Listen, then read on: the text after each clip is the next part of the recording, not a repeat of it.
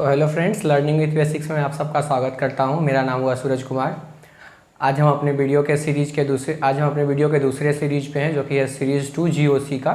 Series 1 में हम लोगों ने देखा था कि इंट्रोडक्शन अबाउट जीओसी क्या होता है, जनरल ऑर्गेनिक केमिस्ट्री का क्या एप्लीकेशन है, क्या यूज है हमारे ऑर्गेनिक केमिस्ट्री के अंदर, क्या बेनिफिट रहने वाला है उसके कंसेप्ट्स को जानने के बाद। साथ ही साथ हम लोग उसको एक्सटेंड करते हुए यहाँ तक पहुँचे थे उस वीडियो में कि इंडक्टिव इफेक्ट क्या होता है, इलेक्ट्रॉनिक इफेक्ट्स के टाइप्स के बारे में हम लोग जाने थे, और इंडक्टिव इफेक्ट को काफ़ी इलाबोरेटरी हम लोग एक्सप्लेन किए थे कि इंडक्टिव इफेक्ट क्या होता है, इंडक्टिव इफेक्ट का टाइप्स क्या है, जो कि प्लस आई इंडक्टिव इफेक्ट और माइनस आई इंडक्टिव इफेक्ट है, और उस दोनों का ऑर्डर क्या था। यहाँ तक हम लोग उसमें देखे थे। काफ़ी अच्छे तरीके से डिटेल डिस्कशन मैंने किया है उस वीडियो के अंदर इंडक्टिव इफेक्ट के बारे में। साथ ही साथ ऑर्डर को काफ़ी अच्छे तरीके से मैंने समझाया है कि ऑर्डर कितना इंपॉर्टेंट है और जनरल क्वेश्चंस में कैसे यूज होता है ऑर्डर, और ऑर्डर याद रखना कितना ज़रूरी है। तो अगर आप सबसे पहला बात कि अगर उस वीडियो को नहीं देखे हैं, जो कि जीओसी का सीरीज 1 है हमारा, तो चैनल के डिस्क्रिप्शन से आप लिंक लेके देख सकते हैं उस वीडियो को। नहीं तो आप प्लेलिस्ट जनरल ऑर्गेनिक केमिस्ट्री का जो जीओसी 1 का प्लेलिस्ट है हमारा, उस प्लेलिस्ट में भी सबसे पहला वीडियो आपका सीरीज 1 मिलेगा, जो कि इलेक्ट्रॉनिक इफेक्ट और इंडक्टिव इफेक्ट और उसके ऑर्डर के ऊपर है। आज हम बात करने वाले हैं इंडक्टिव इफेक्ट को एक्सटेंड करते हुए कि इंडक्टिव इफेक्ट का टाइप्स हम लोग जान लिए थे, क्या होता है ये जान लिए थे। आज के वीडियो में हम लोग मेनली देखने वाले हैं कि इंडक्टिव इफेक्ट का एप्लीकेशन क्या है, ऑर्गेनिक केमिस्ट्री के अंदर इंडक्टिव इफेक्ट का इस्तेमाल क्या क्या है। साथ ही साथ एक बहुत ही इंपॉर्टेंट तरह का क्वेश्चन करने वाले हैं हम लोग आज के वीडियो के अंदर, जो कि काफ़ी ज़्यादा इंपॉर्टेंट है और इन जनरल मेंस वगैरह के क्वेश्चंस में आ भी जाते हैं, प्रीवियस ईयर मेंस में पूछे भी गए हुए हैं, जो कि टाइप है डायरेक्शन फाइंड करना इंडक्टिव इफेक्ट का किसी भी कंपाउंड या किसी भी मॉलिक्यूल के अंदर। तो वहाँ तक पहुँचने से पहले सबसे पहले हम लोग आज बात करते हैं कि एप्लीकेशन हमारा क्या रहने वाला है जनरल ऑर्गेनिक केमिस्ट्री में, इंडक्टिव इफेक्ट का क्या रोल रहने वाला है। तो सबसे पहले हम लोग बात करते हैं एप्लीकेशंस ऑफ इंडक्टिव इफेक्ट का। सबसे पहले हम लोग बात कर रहे हैं एप्लीकेशंस ऑफ इंडक्टिव इफेक्ट का, कि इंडक्टिव इफेक्ट का क्या क्या एप्लीकेशन है। पहला एप्लीकेशन जो इंडक्टिव इफेक्ट का है वो है डाइपोल मूवमेंट। डाइपोल मूवमेंट का आप लोगों ने नाम सुना होगा, फिजिक्स में भी डाइपोल मूवमेंट का चर्चा आता है, केमिस्ट्री के अंदर भी डाइपोल मूवमेंट काफ़ी खास रोल रखता है अपना। तो डाइपोल मूवमेंट में इंडक्टिव इफेक्ट का क्या रोल होता है। डाइपोल मूवमेंट के को हम लोग म्यू से रिप्रेजेंट करते हैं, और डाइपोल मूवमेंट का जो फॉर्मूला होता है, जो कि मैथमेटिकल एक्सप्रेशन है, डाइपोल मूवमेंट का, वो मैथमेटिकल एक्सप्रेशन डाइपोल मूवमेंट का है mu equal to Q cross D, जहाँ पे क्यू इक्वल टू होता है चार्ज और डी रिप्रेजेंट करता है डिस्टेंस को। जिस दो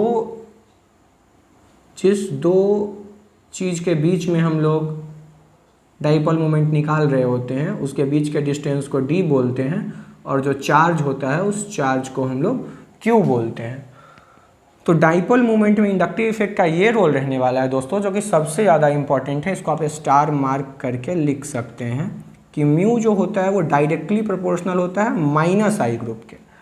माइनस आई ग्रुप हमारा क्या है, इंडक्टिव इफेक्ट। इस तरह का ऐसा इंडक्टिव इफेक्ट जो कि विथ रेस्पेक्ट टू कार्बन क्या करे, सिग्मा बॉन्ड के इलेक्ट्रॉन को अपने तरफ विड्रॉ करे। ऐसे ग्रुप को हम लोग, विड्रॉइंग ग्रुप को क्या बोलते हैं with respect to carbon, minus I inductive effect बोलते हैं। तो किसी भी कंपाउंड या किसी भी मॉलिक्यूल के अंदर अगर हमसे डाइपोल मोमेंट का कुछ कंपैरिजन पूछा जाए, तो हम लोग इस कंसेप्ट का यूज करते हुए बना सकते हैं कि म्यू जो होता है, जितना ज़्यादा इंडक्टिव इफेक्ट होगा जिस भी कंपाउंड का, सपोज कीजिए आपको 3 या 4 कंपाउंड का नाम दे दिया या स्ट्रक्चर दे दिया, और आपसे पूछ रहा है कि कंपेयर करके बताओ कि सबसे ज़्यादा डाइपोल मोमेंट किस में होगा, ए में होगा, बी में होगा, सी में होगा या डी में होगा। तो हम लोग कैसे बताएंगे। एक्सपेरिमेंटली तो पता किया जा सकता है, बट प्रैक्टिकली हम लोग एक्सपेरिमेंटली तो हम लोग कर ही सकते हैं, बट थ्योरेटिकली अगर क्वेश्चन पूछ दे हमसे कि सीधा सीधा बताइए कि थ्योरेटिकल व्यू से आप इसको कैसे बना सकते हैं, तो उसका ये रिजल्ट है हम लोगों के पास कि हमारा dipole moment inductive effect minus I inductive effect के डायरेक्टली प्रोपोर्शनल होता है। तो जिस भी कंपाउंड या ग्रुप में, ग्रुप ऑफ एटम या जो भी ग्रुप है हमारा इंडक्टिव इफेक्ट का, वो जिस कंपाउंड के अंदर सबसे ज़्यादा स्ट्रॉन्ग इंडक्टिव इफेक्ट देने वाला होगा, उसका डाइपोल मोमेंट ज़्यादा होगा। तो इसको आइए सबसे पहले हम लोग एक एग्जाम्पल के थ्रू समझते हैं। हमारा एग्जाम्पल है कि find the order of dipole moment mu. ये ए है, ये बी है, ये सी है, ये डी है। CH3N, CH3NO2, CH3Cl और CH3F, इसका मैंने नाम दे दिया ए, इसका बी, इसका सी, इसका डी। अब हमसे पूछ रहा है, क्वेश्चन हमारा ये आ सकता है कि अब ऑर्डर बताइए इंडक्टिव इफेक्ट का। इंडक्टिव इफेक्ट का इस्तेमाल करते हुए ऑर्डर बताइए डाइपोल मोमेंट का। तो उसको हम लोग कैसे करेंगे? तो उसके लिए हमारे पास की स्टेप है यहाँ पे कि हमारा डाइपोल मोमेंट किसके प्रोपोर्शनल होता है? माइनस आई ग्रुप के। एक बार रिकैप के लिए मैंने यहाँ पे ऑर्डर दे रखा है फिर से इस वीडियो के अंदर भी कि प्लस आई इंडक्टिव इफेक्ट का ऑर्डर क्या है और माइनस आई इंडक्टिव इफेक्ट का ऑर्डर क्या है। अगर आप पहले वो वीडियो तो देख ही ले पहला वाला सीरीज का, फिलहाल एक रिकैप के लिए मैंने यहाँ पे लिख दिया है। अगर आप चाहें तो यहाँ से भी नोट डाउन कर सकते हैं इस ऑर्डर को, और इस ऑर्डर को देखते हुए हमारे साथ साथ क्वेश्चंस को इजीली कर सकते हैं। तो इसके अंदर हम लोग क्या देख रहे हैं? इसके अंदर हम लोग देख रहे हैं कि सबसे ज़्यादा इंडक्टिव इफेक्ट पावरफुल कहाँ का है? ए में है, बी में है, या सी में है, या डी में है? तो यहाँ से हमको ये पता चल रहा है कि NO2 का जो इंडक्टिव इफेक्ट का पावर है वो सबसे ज़्यादा है बाकी इन सब से, CnClF से। तो हमारा बी का जो नंबर है वो सबसे पहले आ जाएगा, म्यू इक्वल टू बी सबसे पहले आएगा। उसके बाद दोस्तों आप अगर माइन्यूटली चेक करें तो नाइट्रो ग्रुप के बाद किसका है? साइनाइड ग्रुप का नंबर आता है, तो ए का नंबर आ जाएगा। और क्लोरीन और फ्लोरीन में तो आपको पता ही है, हेलोजेंस ग्रुप में फ्लोरीन, क्लोरीन, ब्रोमीन, आयोडीन इस तरह से ऑर्डर होता है। तो फ्लोरीन वाला ग्रुप का इंडक्टिव इफेक्ट का पावर सबसे ज़्यादा है, तो इसलिए इसमें डाइपोल मोमेंट ज़्यादा होगा। तो हमारा रिजल्ट ये निकल के आ जाएगा कि mu equal to B greater than A greater than D greater than C. तो इसको हम लोग कितना आसानी तरीके से कर लिए। अगर हमारे पास ये की रिजल्ट की ये स्टेप है, इसका यूज करते हुए हम लोग कर लिए। एक जो कि सबसे इंपॉर्टेंट और बहुत ही शानदार सा क्वेश्चन इसके अंदर आता है, उसका जिक्र हम लोग कर लेते हैं। वो काफ़ी वेरी इंपॉर्टेंट क्वेश्चन है दोस्तों। वो क्वेश्चन है हमारा कि ऑर्डर ही निकालना है आपको म्यू का, लेकिन किसके अंदर? CH3Cl, CH3F, CH3Cl, CH3Br और CH3I। इसमें हमारा एक ही ग्रुप का इंडक्टिव इफेक्ट का ग्रुप लगा हुआ है जो कि हेलोजन ग्रुप का हमारा है। इसका नाम अगर हम लोग ए दे दें, इसका नाम बी दे दें, इसका नाम सी दे दें और इसका नाम डी दे दें, तो इन जनरल बच्चा क्या करेगा कि हमने क्या बताया कि डाइपोल मूवमेंट किसके डायरेक्टली प्रोपोर्शनल होता है? माइनस आई इंडक्टिव ग्रुप के। तो कॉमन सा बात है कि हम लोग इसका यूज करते हुए बोलेंगे कि भाई फ्लोरीन का सबसे ज़्यादा होगा, फिर क्लोरीन का होगा, फिर ब्रोमीन का होगा, फिर आयोडीन का होगा। तो इसलिए जो हमारा म्यू का ऑर्डर है वो हमारा म्यू का ऑर्डर आ जाएगा A greater than B greater than C greater than D. ये काफ़ी ज़्यादा इम्पॉर्टेंट रहने वाला है क्वेश्चन, वेरी इम्पॉर्टेंट। ये इसमें अक्सर बच्चा गलती करता है। ये क्वेश्चन मेंस में भी शायद एक बार आ चुका है ये क्वेश्चन, आप चाहे तो देख सकते हैं। लेकिन ये काफ़ी ज़्यादा इम्पॉर्टेंट है, इसलिए मैं बार बार बोल रहा हूँ ये काफ़ी इंपॉर्टेंट है, क्योंकि अक्सर आदमी क्योंकि ये रिजल्ट तो हर जगह एप्लीकेबल है, लेकिन केमिस्ट्री का तो नाम ही है एक्सेप्शन। एक्सेप्शन के बिना केमिस्ट्री तो एग्जिस्ट ही नहीं करता। तो सबसे पहला बात है कि भाई यहाँ भी एक्सेप्शन है, तो यहाँ क्या एक्सेप्शन है? तो ये रिजल्ट हमारा सरासर गलत है, ये ऑर्डर नहीं होगा। ऑर्डर क्या होगा म्यू का? ऑर्डर होगा B greater than A greater than C greater than D. अब भैया ये ऑर्डर क्यों होगा? इसका रीज़न ये है, सबसे पहला बात कि आप तो कहेंगे भाई फ्लोरीन का इंडक्टिव इफेक्ट का पावर ज़्यादा है क्लोरीन के मुकाबले। हाँ बिल्कुल ज़्यादा है, लेकिन ओरिजिनल रिजल्ट हमारा क्या है? म्यू क्या होता है? Q cross D। तो इसको काफ़ी अच्छे से समझने के लिए हम लोग ऐसे देख सकते हैं, एकदम बेसिक पे जाएंगे हम लोग सबसे पहले कि इंडक्टिव इफेक्ट क्या होता है? सिग्मा बॉन्ड के इलेक्ट्रॉन का डिस्प्लेसमेंट, सिग्मा बॉन्ड के इलेक्ट्रॉन का डिस्प्लेसमेंट होगा तो यहाँ minus negative del negative charge exist करेगा और यहाँ plus del positive charge exist करेगा। साथ ही साथ सेम चीज़ यहाँ भी होगा, सेम चीज़ यहाँ भी होगा, सेम चीज़ यहाँ भी होगा, सब जगह होगा सेम चीज़। लेकिन इन दोनों में तो कोई झमेला भाई नहीं है, क्योंकि ये काफ़ी बड़े बड़े, ये जो ब्रोमीन और आयोडीन का साइज काफ़ी बड़ा होता है। मेन झमेला हमारा ऑर्डर कहाँ फंसा? ए और बी में आके फंसा। क्यों फंसा? क्योंकि फ्लोरीन का साइज काफ़ी छोटा होता है, क्लोरीन का साइज बड़ा होता है। पीरियोडिक टेबल के अंदर आप लोगों ने पढ़ा होगा कि फ्लोरीन और क्लोरीन में नीचे की तरफ अगर हम लोग ग्रुप में जाते हैं, अप टू डाउन अगर हम लोग जाते हैं, तो हमारा साइज क्या होता है एटम का? बढ़ता जाता है। तो फ्लोरीन का साइज काफ़ी छोटा है और क्लोरीन का साइज काफ़ी छोटा और काफ़ी बड़ा है। तो फ्लोरीन क्लोरीन के कंपैरिजन में छोटा है, क्लोरीन बड़ा है। अगर हम लोग सिर्फ इंडक्टिव इफेक्ट को देखें तो उससे हम लोगों को ये पता चल रहा है कि इसका डाइपोल मोमेंट ज़्यादा है इसके मुकाबले। लेकिन चूंकि अब रिजल्ट ये तो एक्सपेरिमेंटल रिजल्ट है, this result is the experimental result, क्योंकि थ्योरेटिकल रिजल्ट हमारा फेल कर चुका है। तो अब एक्सपेरिमेंटल रिजल्ट को हमको किससे वेरीफाई करना है, थ्योरेटिकल रिजल्ट से। तो हम लोग दिमाग लगाएंगे, हम लोग बेसिक पे पहुंचेंगे। बेसिक क्या कहता है कि dipole moment charge cross distance के बराबर होता है। अब ये सिग्मा बॉन्ड, ये चूंकि फ्लोरीन का साइज काफ़ी छोटा है, फ्लोरीन का साइज काफ़ी छोटा है, size very small, size very small, तो यहाँ पे जो डिस्टेंस होगा, इसके साइज छोटा होने के वजह से डिस्टेंस काफ़ी कम जाएगा। यहाँ पे साइज एटम का बड़ा होने की वजह से डिस्टेंस बढ़ जाएगा। और चार्ज फ्लोरीन और क्लोरीन एक्सपेरिमेंटल डाटा ये देखा गया है कि फ्लोरीन जो होता है वो ज़्यादा चार्ज को एक्युमुलेट करेगा अपने तरफ, क्योंकि फ्लोरीन में ज़्यादा पावर है इंडक्टिव इफेक्ट का क्लोरीन के कंपैरिजन में। वहीं पर डिस्टेंस डोमिनेट कर जाएगा क्लोरीन के केस में, क्योंकि क्लोरीन का साइज बड़ा है, तो डिस्टेंस जो है वो डोमिनेट कर जाएगा with respect to charge, charge के रिस्पेक्ट में डिस्टेंस डोमिनेट कर जाएगा। तो प्रोडक्ट म्यू का किसके केस में बराबर होगा, the multiplication product of charge into distance for the compound CH3Cl methyl chloride is much greater than as compared for the molecule or compound methyl fluoride. Methyl fluoride के comparison में methyl chloride का जो multiplication product है वो ज़्यादा आ रहा है, इसलिए ये डाटा हमारा आता है और इसको हम लोग थ्योरेटिकली भी अपने मैथमेटिकल एक्सप्रेशन से वेरीफाई कर लेते हैं। तो हमारा क्या रहने वाला है, हमारा ये निकल के आ गया। तो एक्चुअल जो हमारा आंसर है वो हमारा एक्चुअल आंसर म्यू का, म्यू इक्वल टू क्या निकल के आ गया, B greater than A greater than B greater than A greater than C greater than D. अब इसको हम लोग याद कैसे रखेंगे, इसका याद करने का एक बहुत शॉर्ट ट्रिक हम आप लोग को बताते हैं। इसका याद करने का शॉर्ट ट्रिक ये है कि इसको आप ऐसे याद कर लीजिए, कल फिर बाहर आएगी। कल से क्लोरीन, फिर से फ्लोरीन, बाहर से ब्रोमीन, आएगी से आयोडीन। के से क्लोरीन, एफ से फ्लोरीन, बी से ब्रोमीन और अ से आई से आयोडीन। एकदम ये सब शॉर्ट ट्रिक है जो कि हम लोग के गुरुजी हम लोग को बताएं, तो हम आप लोगों को भी काफ़ी इंटरेस्टिंग तरीके से याद रखने के लिए बता दें कि कल फिर बाहर आएगी। मतलब जो आप समझ रहे हैं वही, मेरे कहने का मतलब वही है, लेकिन वहाँ ना ध्यान दे के आप यहाँ ध्यान दें कि कल फिर बाहर आएगी मतलब होगा chlorine bromine, chlorine fluorine bromine iodine. तो ये हमारा ऑर्डर रहने वाला है। ये काफ़ी VVI इंपॉर्टेंट क्वेश्चन है ये, इस क्वेश्चन को एकदम दिमाग में आपको रखना है। इंडक्टिव इफेक्ट के अंदर जब भी dipole application of inductive effect आएगा, डाइपोल मोमेंट का चर्चा आएगा और ये क्वेश्चन आएगा, तो ये क्वेश्चन इसीलिए मैंने काफ़ी ज़्यादा टाइम दिया है, इस पर डिस्कस किया है आपको।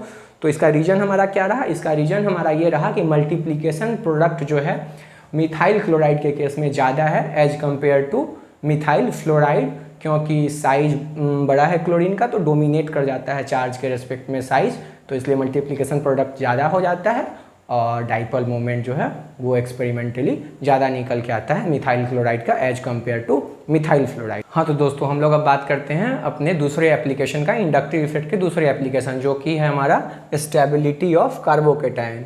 पहला एप्लीकेशन हम लोग देख लीजिए डाइपोल मोमेंट, दूसरा एप्लीकेशन का हम लोग बात करते हैं जो कि हमारा स्टेबिलिटी ऑफ कार्बोकेटायन। तो कार्बोकेटायन के स्टेबिलिटी में इंडक्टिव इफेक्ट का क्या रोल रहना है ये हमको समझना है। कार्बोकेटायन किसको कहते हैं, कार्बोकेटायन हम लोग कार्बोकेटायन हम लोग उसको बोलेंगे जिसमें कि कार्बन पे पॉजिटिव चार्ज रहे। तो स्टेबिलिटी जो है कार्बोकेटायन का स्टेबिलिटी प्लस आई इंडक्टिव इफेक्ट के डायरेक्टली प्रोपोर्शनल होता है। तो यहाँ हमारा की स्टेप क्या रहने वाला है कि वो कार्बोकेटायन सबसे ज़्यादा स्टेबल होगा जिसमें कि प्लस आई इंडक्टिव इफेक्ट जहाँ ज़्यादा पावरफुल लग रहा होगा। तो इसको हम लोग एक एग्जाम्पल से समझते हैं, ठीक उसी तरह से जैसे पिछले वाले को समझे थे कि हमारा क्या ऑर्डर रहने वाला है स्टेबिलिटी का। पहला अगर हम लोग ले लें CH3 CH2 plus CH3 CH plus CH3 CH3 CCH3 tertiary carbon का टर्सरी कार्बोकेटायन अगर हम लोग ले लें तो ABC। तो हम लोग क्या देखें कि प्लस आई ग्रुप जहाँ जितना ज़्यादा प्लस आई ग्रुप रहेगा उस कार्बोकेटायन का स्टेबिलिटी क्या होगा, उतना ज़्यादा होगा। अगर आप इस कार्बोकेटायन का बात करें क्योंकि इस पर प्लस चार्ज है तो यहाँ पे कितना मिथाइल ग्रुप है, एक मिथाइल ग्रुप है। इस कार्बन के अगल बगल में कितना मिथाइल ग्रुप है, यहाँ कितना मिथाइल ग्रुप है, एक मिथाइल ग्रुप। यहाँ कितना मिथाइल ग्रुप है, दो मिथाइल ग्रुप। इस कार्बन के रेस्पेक्ट में अगर बात करें तो कितना मिथाइल ग्रुप है, तीन मिथाइल ग्रुप। और मिथाइल ग्रुप जो हमारा होता है वो प्लस आई देता है। तो जहाँ जितना ज़्यादा मिथाइल ग्रुप, जहाँ जितना ज़्यादा प्लस आई, वहाँ का कार्बन का स्टेबिलिटी उतना ज़्यादा। तो हमारा ऑर्डर क्या निकल के आ जाएगा, C greater than B greater than A। इससे एक बात हम लोग और समझ सकते हैं कि कार्बोकेटाइन का स्टेबिलिटी को और सिंपल तरीके से याद रखने के लिए इससे हम लोग एक चीज़ और देख सकते हैं कि डिग्री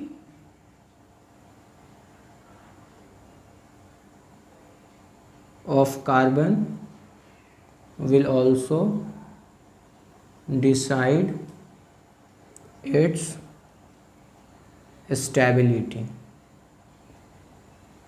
ओवरऑल बात ये हुआ, अगर आपको डिग्री पता हो तो डिग्री हम लोग किसी चीज़ को क्या बोलते हैं, अगर इस कार्बोकेटाइन का हम लोग को डिग्री पूछे तो जिस कार्बन पर प्लस चार्ज है उससे वो कितने कार्बन से अटैच है ये आप काउंट कर लीजिए। इस कार्बन पे प्लस चार्ज है, ये कितने कार्बन से अटैच है, 1 2 1 3, तो ये कितना डिग्री हो गया, ये 3 डिग्री हो गया। ये कितना डिग्री हो गया, ये 2 डिग्री हो गया। और ये कितना डिग्री हुआ, ये 1 डिग्री हुआ। तो जितना ज़्यादा डिग्री होगा उतना ज़्यादा कार्बोकेटाइन का स्टेबिलिटी होगा। तो इसको हम लोग ऐसे भी इसको कह सकते हैं कि degree directly proportional to stability. आप चाहें तो इसको भी लिख सकते हैं कि डिग्री जो है वो स्टेबिलिटी के डायरेक्टली प्रोपोर्शनल है, क्योंकि यहाँ डिग्री सबसे ज़्यादा है कार्बन का, तो इसलिए इस कार्बोकेटाइन का स्टेबिलिटी ज़्यादा है। शायद आपको ये समझ में आ गया होगा कि ये बहुत सिंपल सा है स्टेबिलिटी ऑफ कार्बोकेटाइन। जहाँ जितना ज़्यादा प्लस आई ग्रुप होगा, प्लस आई ग्रुप का पावर जितना सक्सेसफुल होगा, वहाँ का स्टेबिलिटी उतना ज़्यादा होगा, या जिसका डिग्री ज़्यादा होगा जिस कार्बन का, जिस कार्बोकेटाइन का, वो ज़्यादा होगा। टर्सरी ज़्यादा होता है, फिर सेकेंडरी, फिर प्राइमरी। इसको हम लोग से और देखते हैं, ज़्यादा एग्जाम्पल देने का इसमें ज़रूरत नहीं है, ये उतना इंपॉर्टेंट नहीं है। इसको हम लोग GOC2 जब पढ़ेंगे उससे हम लोग कार्बोकेटाइन को बहुत डिटेल से देखेंगे। यहाँ तो हम बस बता दिए आपको कि कार्बन प्लस चार्ज है तो हम लोग उसको कार्बोकेटाइन बोलेंगे। कार्बोकेटाइन को काफ़ी इलैबोरेटली हम लोग देखने वाले हैं। एक एग्जांपल हम लोग जल्दी से और देखते हैं साइक्लिक कंपाउंड में, झट से बताइएगा आप लोग।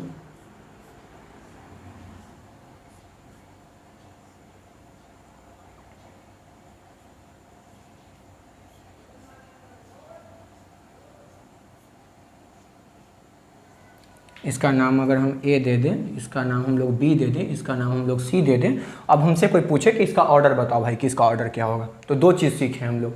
एक तो हम लोग देख सकते हैं कि प्लस चार्ज जहाँ है वो कार्बोकेटाइन है हमारा, वो वाला कार्बन, तो उस कार्बन के बाद हम आगे पीछे हम लोग देख लेंगे कि कितने कार्बन से जुड़ा हुआ है और डिग्री जान लेंगे। यहाँ हम लोग देखें तो ये कार्बन है हमारा, और ये कार्बन कितने कार्बन से जुड़ा हुआ है डायरेक्ट, ये इस कार्बन से, इस कार्बन से, ये 2 डिग्री हो गया।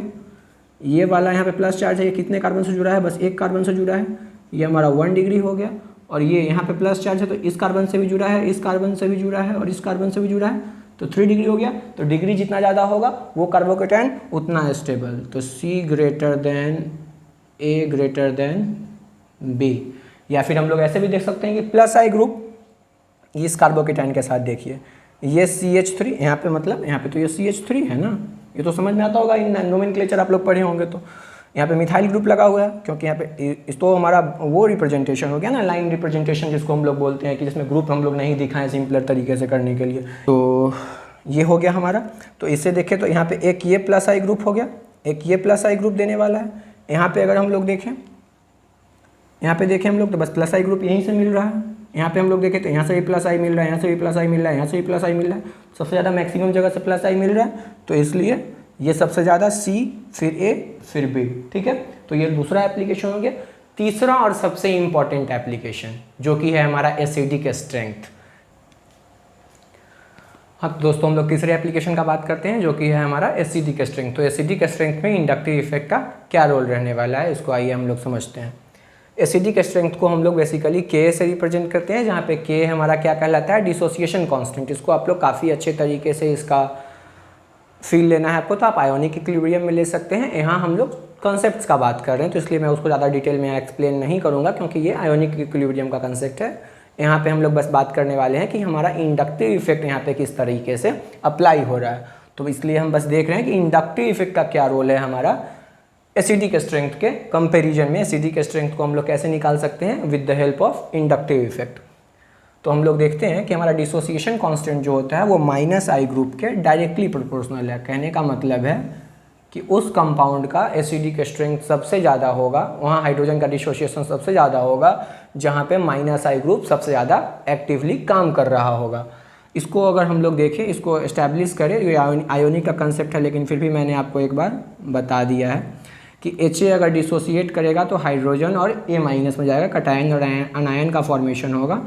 और इसको अगर हम लोग इस तरीके से डिसोसिएशन कांस्टेंट को लिखते हैं रिएक्टिविटी कोफिशिएंट के रूप में, तो हम लोग लिखते हैं कि concentration of H+ into concentration of A- divided by concentration of Ha, मतलब कि प्रोडक्ट का कंसंट्रेशन बाई रिएक्टेंट का कंसंट्रेशन, ठीक है। और ये K हमारा डिसोसिएशन कांस्टेंट कहलाता है। ये एक बस रिकैप है, डिटेल इन आयोनिक इक्विलिब्रियम। आपको ये डिटेल आयोनिक इक्विलिब्रियम में मिलेगा। यहाँ पे हम लोग बस बात करने वाले हैं किसके बारे में, कि हमारा एसिडिक स्ट्रेंथ में इंडक्टिव का क्या रोल है। तो हम लोग का मेन की स्टेप बस इतना सा रहने वाला है कि हमारा K जो है वो डायरेक्टली प्रोपोर्शनल है किसके, -I ग्रुप के। तो इसको आइए हम लोग एक एग्जाम्पल से समझते हैं। CH2Cl CH, CCl अब आपसे पूछे कि बताइए कि A, B और C में सबसे ज़्यादा हाइड्रोजन जो होगा कहाँ से डिसोसिएट होगा। एसिडिक स्ट्रेंथ कंपेयर करें, सबसे ज़्यादा हाइड्रोजन कहाँ से निकलेगा। तो ये हम लोग भाई थ्योरेटिकली कैसे बताएंगे, तो हमारे पास रिजल्ट है। तो ये हम लोग देखें, ये तो हमारा एसिडिक ग्रुप है, तो इसका तो हमको बात ही नहीं करना है। हमको किसका पकड़ना है अब, -I। यहाँ पे कितना क्लोरीन, 1 क्लोरीन, यहाँ पे कितना क्लोरीन, 2 क्लोरीन, यहाँ पे कितना क्लोरीन, 1, 1, 2, 1, 3। सबसे ज़्यादा इंडक्टिव इफेक्ट कहाँ काम हो रहा है भाई, C में, तो C का नंबर सबसे पहले। फिर इंडक्टिव इफेक्ट सबसे ज़्यादा कहाँ लग रहा है भाई, क्योंकि 2 क्लोरीन है, 2 क्लोरीन का इंडक्टिव इफेक्ट। फिर B का नंबर, फिर उससे कम बेचारा सड़ा सा A का नंबर। तो सबसे ज़्यादा इंडक्टिव इफेक्ट जहाँ ज़्यादा होगा -I ग्रुप का पावर, वहाँ पे इंडक्टिव इफेक्ट की वजह से एसिडिक स्ट्रेंथ ज़्यादा होगा। तो यहाँ से इससे हम एक चीज़ ये सीख सकते हैं दोस्तों कि ऑर्डर कितना ज़्यादा इंपॉर्टेंट है। अगर आपको ऑर्डर नहीं पता है, साथ ही साथ ये पता नहीं है कि कौन सा ग्रुप या ग्रुप ऑफ एटम जो है -I शो करता है, कौन सा +I शो करता है, तो आप कैसे ये बात पता करेंगे किसी का क्वेश्चन को देखने के बाद। तो मैं फिर से दोहरा रहा हूँ कि ऑर्डर बहुत इंपॉर्टेंट है। मैंने पहले वीडियो के अंदर एक ऑर्डर का शॉर्ट ट्रिक भी बताया है, -I ग्रुप का ऑर्डर, जो कि आप देख सकते हैं कितना लेंदी है, याद करना बहुत मुश्किल रहने वाला है। हमको भी काफ़ी तकलीफ हुआ था जब हम याद किए थे अपने टाइम पे। तो आप उस ऑर्डर को ज़रूर प्रैक्टिस करें, याद करें, क्योंकि जब तक आप ऑर्डर याद नहीं करेंगे तब तक आपके लिए बहुत मुश्किल रहने वाला है। तो इसलिए ऑर्डर को याद करो और पेशेंटली एकदम चिल होकर पढ़ना है, एकदम बारीकी से समझना है चीज़ों को। मैं देख रहा हूँ कितना पेशेंटली एकदम शांति से बता रहे हो, बहुत टाइम है अपने पास, अच्छे से पढ़ना है, कंसेप्ट बिल्डअप करना है, उस पर ध्यान देना है। एक क्वेश्चन हम लोग देख लिए, एक क्वेश्चन हम लोग और देखते हैं इसके ऊपर। तो दोस्तों हम लोग एक नहीं, हम लोग 2 क्वेश्चन देखेंगे, क्योंकि मुझे एक क्वेश्चन और अच्छा लगा जो कि बताना चाहिए आपको, तो इसलिए हम लोग 2 क्वेश्चन देखेंगे। तो आइए 2 क्वेश्चन देखते हैं हम लोग एसिडिक स्ट्रेंथ के ऊपर। एक हम लोग पहले देख चुके हैं, 2 और देखते हैं। एक हमारा ये है, एक साइक्लिक कंपाउंड है जिसमें इस कार्बन के साथ COH और क्लोरीन लगा है। एक और साइक्लिक कंपाउंड साइक्लोहेक्सेन है जिसमें कि यहाँ पे इस कार्बन पे और इस कार्बन पे COH, इस कार्बन पे Cl। एक और हमारा साइक्लोहेक्सेन है जिसमें इस कार्बन पे COH और यहाँ जाके Cl लगा हुआ है। हमसे पूछे कि तीनों में बताओ ABC में सबसे ज़्यादा एसिडिक स्ट्रेंथ किसका होगा। तो भाई किसका होगा सबसे ज़्यादा एसिडिक स्ट्रेंथ, इसमें -I ग्रुप का पावर सबसे ज़्यादा लग रहा होगा क्योंकि डायरेक्टली प्रोपोर्शनल होता है। तो है तो सब जगह क्लोरीन ही, तो सब जगह तो बराबर ही होगा। तो हम लोग अपने फिर बेसिक पे जाएंगे कि सिग्मा बॉन्ड के डिस्प्लेसमेंट, इलेक्ट्रॉन के सिग्मा बॉन्ड के डिस्प्लेसमेंट की वजह से क्या होता है, इंडक्टिव इफेक्ट काम आता है। साथ ही साथ वो किस पे डिपेंड करता है, डिस्टेंस डिपेंडेंट इफेक्ट होता है। तो जो सबसे ज़्यादा नज़दीक रहेगा वहाँ पे इंडक्टिव इफेक्ट क्या होगा, ज़्यादा होगा। तो इसलिए A सबसे पहले, B उसके बाद, C उसके बाद। तो ये हमारा आंसर हो गया। A सबसे पहले क्यों, क्योंकि यहाँ पे इंडक्टिव इफेक्ट सबसे ज़्यादा लग रहा है, क्योंकि डिस्टेंस बहुत कम है इसका COH से, उससे कम Cl में है, उससे ज़्यादा Cl में है, और उससे ज़्यादा इस वाले केस में C ऑप्शन में है। तो जहाँ पे डिस्टेंस सबसे कम होगा इंडक्टिव इफेक्ट वहाँ पे सबसे ज़्यादा लग रहा होगा, इसलिए A, B, C। एक क्वेश्चन हम लोग और देखते हैं। यहाँ पे हम लोग ग्रुप्स बदल दिए हैं। अब फिर यहाँ पे हम ग्रुप्स बदल के ये क्वेश्चन आपको इसलिए करवा रहे हैं ताकि फिर से अब एक बार आपको इस बात का एहसास हम करवा सकें कि ऑर्डर कितना ज़्यादा ज़रूरी है और आपको ऑर्डर कितना अच्छे तरीके से याद रखना है। तो इसलिए ऑर्डर याद करो भाई, ऑर्डर याद नहीं करोगे तो क्वेश्चन नहीं बनेगा। CH3CHCnCOH, CH3CHNO2COH, CH3CHCOH, NH3+, तीनों डिफरेंट ग्रुप है। अब आप ही बताओ, जब आपको इतना भी चलो कम से कम पता है कि भाई CnNO2 और NH3 किसका है, -i क्या है, लेकिन आपको ऑर्डर ही नहीं पता है। क्या करोगे आप? लिखोगे, एग्जाम में लिख के लेके जाओगे कि भाई ऑर्डर लिख के लेके जाते हैं, वहाँ पे एकदम बना लेंगे, सर बताए थे बहुत अच्छा सा तरीका कि टसन से साइना कार में एलोन एक्समैन के साथ, ये मैंने उसमें बता रखा है, वही दोहरा रहा हूँ। अगर आप नहीं देखें तो समझिए कितना ट्रिकी सा आइडिया है, आपको कितना देखना ज़रूरी है। तो आप वहाँ जाएँ, एक बार देखें। ऐसे आप लोगों के हेल्प के लिए यहाँ पे हम लिख रखे हैं, वहाँ से देखिए और हमारे साथ साथ क्वेश्चन कीजिए। COH है, सेम कार्बन के रिस्पेक्ट में ग्रुप्स लगा है -i ग्रुप, जिसमें सबसे ज़्यादा -i ग्रुप का पावर होगा, एसिडिक के स्ट्रेंथ सबसे ज़्यादा होगा। तो यहाँ पे हम लोग क्या देख सकते हैं कि नाइट्रो का ज़्यादा नहीं है। ख्याल हमेशा आता है कि नाइट्रो का, लेकिन NH3+ का सबसे ज़्यादा होता है नाइट्रो के कंपैरिजन में। तो हमारा C सबसे पहले आएगा, फिर हमारा B आएगा, फिर हमारा A आएगा। NH3+ का -i पावर ज़्यादा होता है नाइट्रो से, और नाइट्रो का साइनाइड से। तो इसके लिए C पहले आएगा, फिर B आएगा, फिर A आएगा। तो इससे हम लोग क्या सीखे, इससे हमारा कंक्लूजन इस राम कहानी से क्या निकलता है? इस राम कहानी से हमारा कंक्लूजन ये निकलता है, फिर एक बार यही कंक्लूजन निकलता है कि हमारे लिए ऑर्डर कितना ज़्यादा इंपॉर्टेंट है। आपको ऑर्डर याद नहीं होगा तो आप इसके एप्लीकेशंस का कुछ नहीं कर पाइएगा। ये जस्ट वैसे ही है कि हाँ किताब पढ़ें, किताब बंद किए, याद कुछ नहीं। क्वेश्चन एग्जाम में गए, सोच रहे हैं यार क्या पढ़े थे, कुछ हाथ नहीं लगने वाला है। तो आप ऑर्डर याद करो, बिना ऑर्डर याद किए आपका कुछ नहीं होने वाला है। ऑर्डर याद कीजिए, प्रैक्टिस कीजिए, लिखिए एप्लीकेशंस को। अब एक चीज़ इस वीडियो में हम आपके साथ जोड़ने जा रहे हैं, ये कि हम लोग इसके आगे अभी देखने वाले हैं, जो कि एक इम्पॉर्टेंट क्वेश्चन मैंने आप लोगों को बताया था कि डायरेक्शन ऑफ इंडक्टिव इफेक्ट, की इंडक्टिव इफेक्ट का डायरेक्शन हम लोग कैसे निकालते हैं, वो एक चीज़ हम लोग देखेंगे और फिर इस वीडियो को समराइज करेंगे हम लोग। उसके बाद जो हमारा नेक्स्ट सीरीज आएगा, उस नेक्स्ट सीरीज में हम लोग रेजोनेंस के बारे में पढ़ेंगे। अब आपका सवाल ये अभी आ रहा होगा कि भैया क्वेश्चंस हम लोग कहाँ से बनाए, आप तो इतना अच्छा क्वेश्चन करा दिए। हाँ भाई, हम बहुत इंपॉर्टेंट क्वेश्चन कराएं, आपको कहीं नहीं मिलेगा इतना जल्दी आसानी से ये क्वेश्चन सब। तो आप कहाँ से बनाएं? मेरा सजेशन ये है, मेरा रिकमेंडेशन ये है पर्सनली कि आप हिमांशु पांडे खरीदें, हिमांशु पांडे से प्रैक्टिस करें। हिमांशु पांडे से आप सारा क्वेश्चंस बना लेते हैं, उसके बाद ही आप MS चौहान वगैरह पे मूव करें। MS चौहान वगैरह बहुत अच्छी बुक है, हिमांशु पांडे भी काफ़ी उम्दा किताब है। तो आप हिमांशु पांडे को ज़रूर फॉलो करें, MS चौहान सर को फॉलो कर सकते हैं आप। और NCERT आप लाइन बाय लाइन पढ़ें, NCERT पढ़ने का आदत लगाएं। ऑर्गेनिक केमिस्ट्री में NCERT के में बहुत कुछ दिया हुआ है बच्चों को। जब हम भी 11th-12th में थे ना तो लगता था कि यार NCERT कौन पढ़ेगा, NCERT में कुछ नहीं है, NCERT से कुछ नहीं होता है भाई, NCERT से बहुत कुछ होता है। NCERT से मतलब NCERT अपने आप में ना महासागर है, बस आपको क्या करना है, मंथन करना है उसका। तो NCERT जरूर पढ़ें, NCERT लाइन बाय लाइन पढ़ें। और क्वेश्चंस के लिए हिमांशु पांडे फॉलो कर सकते हैं, साथ ही साथ आप MS चौहान बना सकते हैं। पहले हिमांशु पांडे बनाए, फिर MS चौहान बनाए। तो हम लोग एक इंडक्टिव इफेक्ट का सबसे इंपॉर्टेंट और सबसे खास चीज़ अब जानने वाले हैं, जो कि है हमारा डायरेक्शन ऑफ इंडक्टिव इफेक्ट, किसी भी कंपाउंड के अंदर पता करना। वो हमारा लास्ट टॉपिक है इस वीडियो का, इस सीरीज का। उसके बाद हम लोग रेजोनेंस पे मूव करेंगे अपने अगले सीरीज में। तो हम लोग बात करते हैं अब कि क्या होता है हमारा डायरेक्शन और कैसे निकालते हैं।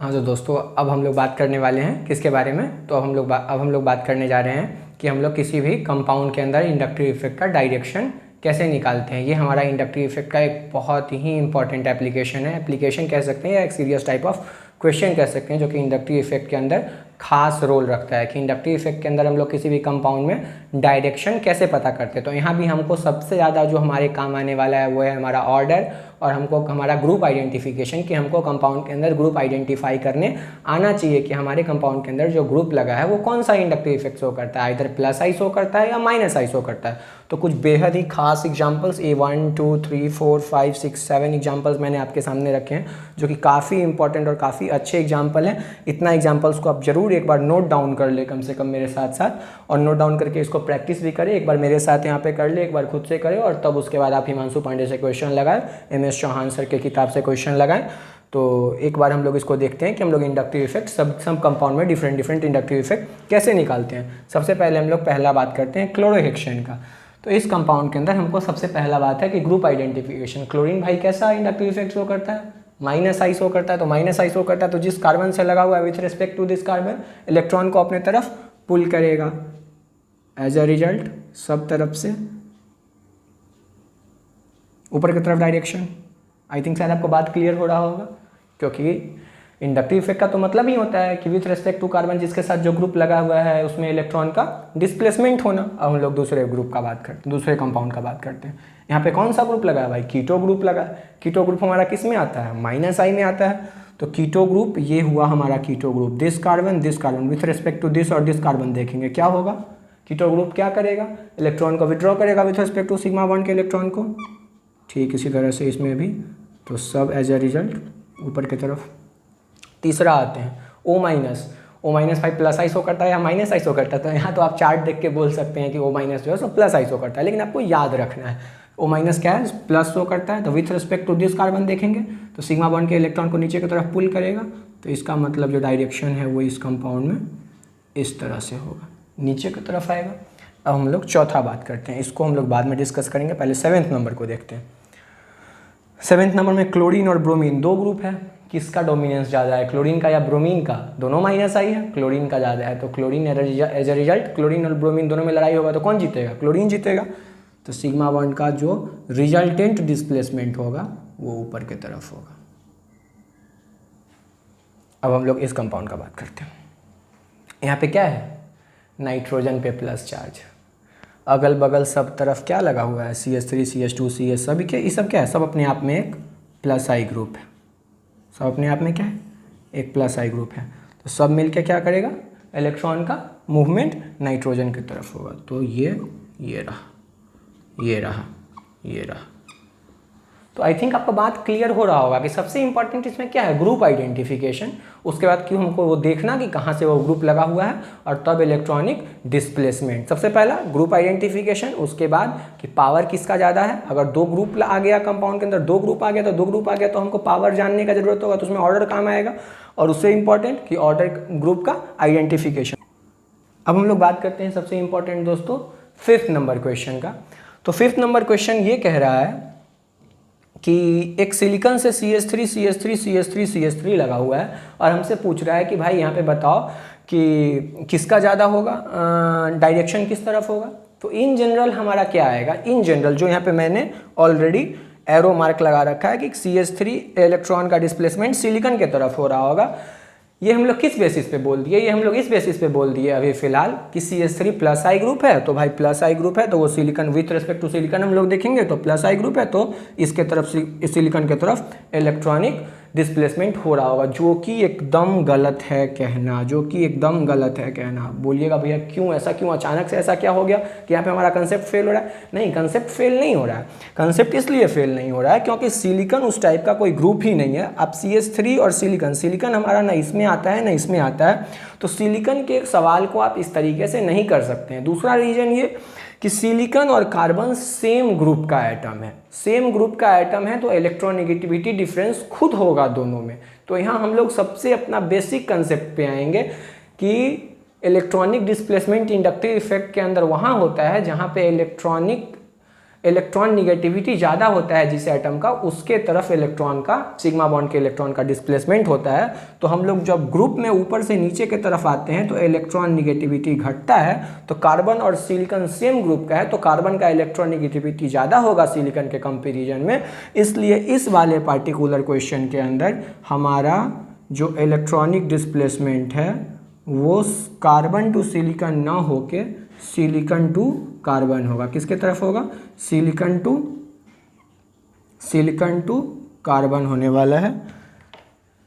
इसको एकदम अच्छे से क्लियर करके हम लोग स्पेसिफाई कर लेते हैं कि हमारा जो इलेक्ट्रॉनिक डिस्प्लेसमेंट है वो हमारा इलेक्ट्रॉनिक डिस्प्लेसमेंट क्या रहने वाला है। चूँकि कार्बन का इलेक्ट्रोनिगेटिविटी ज़्यादा है तो इसलिए सिग्मा बॉन्ड का electronic displacement with respect to silicon से CH3 मिथाइल ग्रुप के तरफ होगा। इसलिए ये एकदम राइट है। तो ये काफ़ी इंपॉर्टेंट रहने वाला है आप लोगों का, इसलिए 5-5 स्टार मार्क मैंने इसको कर दिया है कि यहाँ पे हम लोग क्या देखें, यहाँ पे हम लोग ये देखें कि इलेक्ट्रॉन निगेटिविटी का यूज करते हुए हम लोग क्वेश्चन बनाए, क्योंकि सब जगह ऑर्डर ही काम नहीं आया, कुछ स्पेसिफिक क्वेश्चन, इसीलिए ऐसे क्वेश्चंस को अच्छा क्वेश्चंस बोलते हैं, क्योंकि स्पेसिफिक क्वेश्चन के अंदर आपका जो बेसिक चीज़ है वो बेसिक चीज़ यूज करना ही पड़ेगा। बेसिक चीज़ यूज करते हैं तब जाके फिर आपको पता चलेगा कि हम उसको क्यों पढ़े थे। उसका एप्लीकेशन तो कहीं ना कहीं किसी क्वेश्चन में मिलना चाहिए ना, तो वही एप्लीकेशन हमको इस क्वेश्चन में मिल रहा है। अब हम लोग एक और लास्ट क्वेश्चन देखते हैं, जो कि है एक बेंजीन रिंग है, उससे एक तरफ COH ग्रुप लगा हुआ है, एक तरफ CO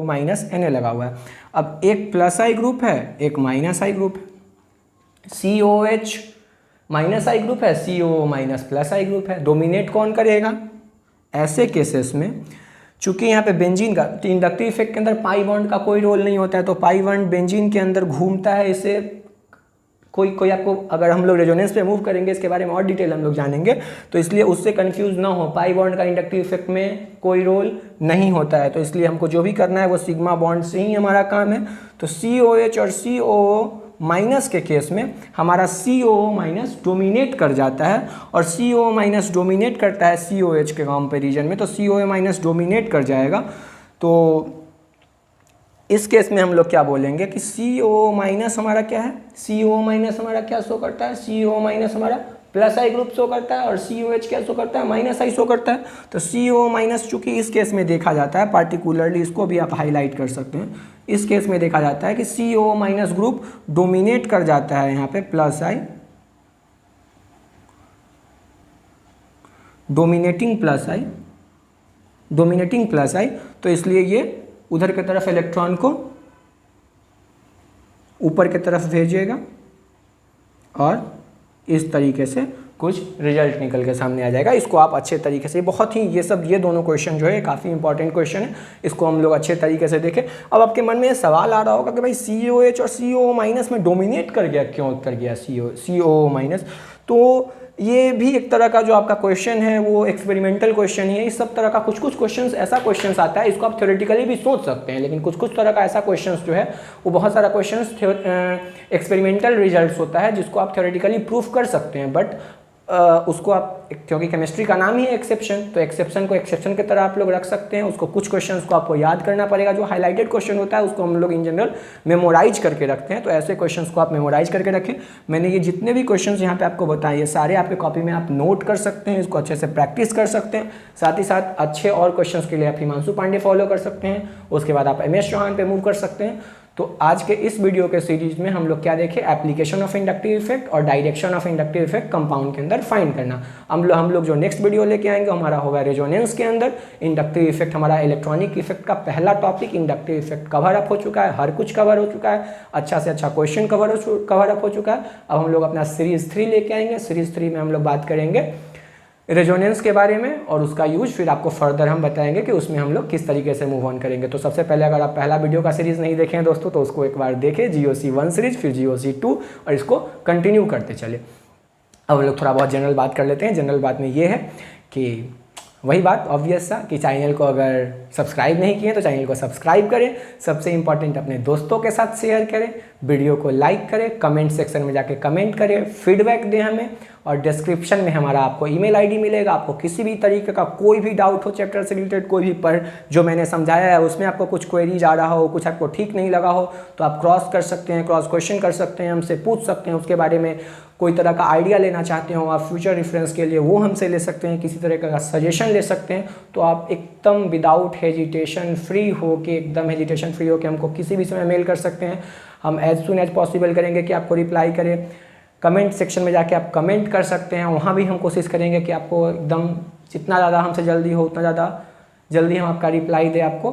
तो वीडियो को लाइक करना ना भूलें, वीडियो पे कमेंट करना ना भूलें, और चैनल को सब्सक्राइब करना ना भूलें, और अपने दोस्तों के बीच खास तौर से शेयर करना ना भूलें। तो हमारे साथ बने रहें। लर्निंग विद बेसिक्स आप लोगों के लिए एक बनाया गया प्लेटफॉर्म है अच्छे से सीखने के लिए। और एक इंपॉर्टेंट बात जो कि इस वीडियो में मैं ऐड करना चाहूँगा कि हमारा ये चैनल 9th-10th के लिए मैथ्स का वीडियो लेक्चर भी प्रोवाइड करता है, जो कि काफ़ी अच्छा रहने वाला है। तो आप अपने जूनियर को भी इसका सजेशन दे सकते हैं कि वो इसको देखे और इससे मैथ्स को अच्छे तरीके से फील करे, ताकि उनको आगे जाके कोई परेशानी ना हो, जैसा कि आप लोग हो सके अपने 9th-10th में फेस किए हो। तो इस वीडियो के साथ यहीं, चैनल के साथ बने रहिए, लाइक सब्सक्राइब शेयर जरूर कीजिए, और फिर मिलते हैं नेक्स्ट वीडियो में। Bye bye, thank you.